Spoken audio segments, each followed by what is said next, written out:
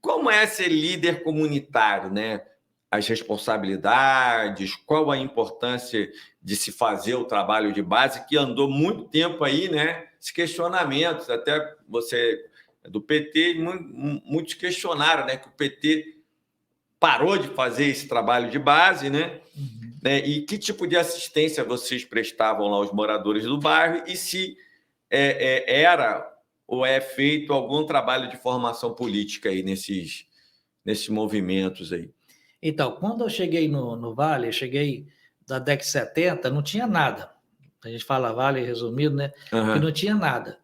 E iluminação, não existia energia, ônibus, não tinha nada.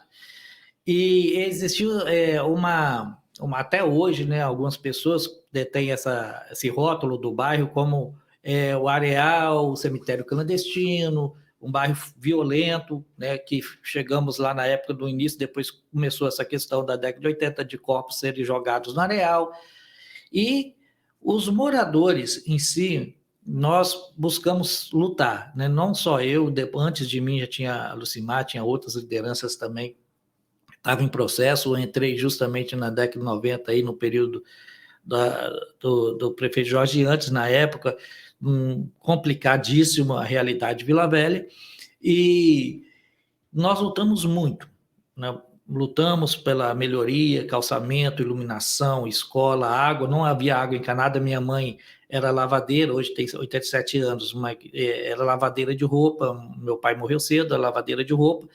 Sustentar a família lavando roupa e não havia água.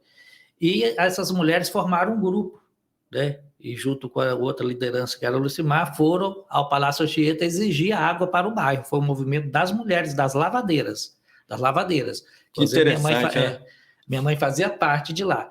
Então, tudo que aconteceu no bairro, iluminação, hoje nós temos lá creche, temos escola de ensino médio, que nós lutamos muito, que eles tentaram tirar, e a gente lutou, inclusive no meu mandato lá, a gente conseguiu permanecer, e a escola de ensino fundamental, que foi no período do Conselho Tutelar que eu fui, e não estava tendo vaga, a gente requisitava, não havia vaga para criança, havia lista de espera, e requisitamos, então, ao Ministério Público que tomasse providência, então foi construído também escola de ensino fundamental, outra agora também, nessa luta.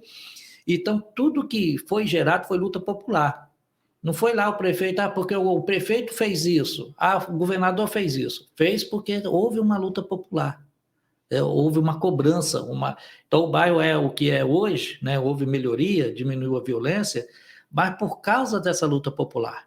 E essa formação, ela se passa por aí, né? Organizando, fazendo assembleias, chamando os moradores, debatendo a educação. Inclusive, nós chegamos a fazer uma assembleia lá com o Ministério Público, nós chegamos a fazer uma assembleia com mais de 300 pessoas, na época que as crianças estavam estudando no movimento comunitário e na igreja. E no movimento comunitário não havia separação de salas, e na igreja havia muito barulho, e não havia condições nenhuma de aprendizado.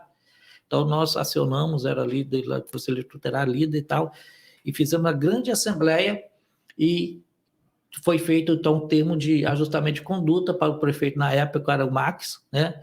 E assim, então, foi construída a primeira escola de ensino fundamental, e depois, hoje, foi construída outra, e a de ensino médio foi ampliada, já que eles falavam que ia tirar a de ensino médio porque não havia aluno na época, para se ter uma ideia. Ia levar tudo para o IBES, né? Florentina Vitos, fazer uma nucleação, porque não havia alunos, uma mentira. Nós fizemos outra assembleia, conseguimos manter ensino médio e ampliar ainda. A escola foi ampliada. Então, essa luta popular que precisa a gente manter. É ela que dá garantia de melhoria de qualidade de vida, né? E essa formação. Hoje, aquilo que você falou, nós perdemos muito isso. As associações de moradores hoje, elas perdeu com isso.